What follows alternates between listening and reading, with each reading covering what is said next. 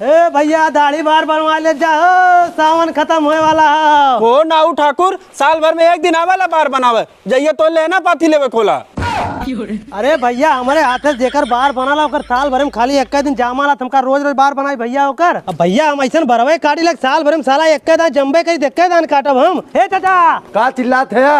अरे आवा बरवा कटवा ले। रहे भैया हमार बार काटे की, जब लहना पाती लेवे खोला तब तक बार काटे आ जाए। अब हम जाते ही समझियाने एक ही साल एक बार कटाई जब अबे तब। हे भैया तो हर बार बाद में काटब, हम चाचा समझिए में जाइए उनकर बरवा काटा था। बरवा काटे जाए समझी भाई यही ला बेना हउका, हम दुकानी पर से बिस्कुट लेकर आवत हई। जा हे भैया मेलू चाचा आया इनका। हाँ वही वो सर्वम बैठा है। ठीक भैया का हो चाचा करे ते हमरे समझियानो तक हम पछिया आइए। लावा ये तो हर बरवा काट दे। तो समझी भाई कहीं घरे पर कटा का होता है यार बार काटे ना आए बा, ये खाली साल भर में एक दिन आवाला अपन लेना पाती लेवे। कुछ खराबी ना है मतलब। आओ बैठा काट दे।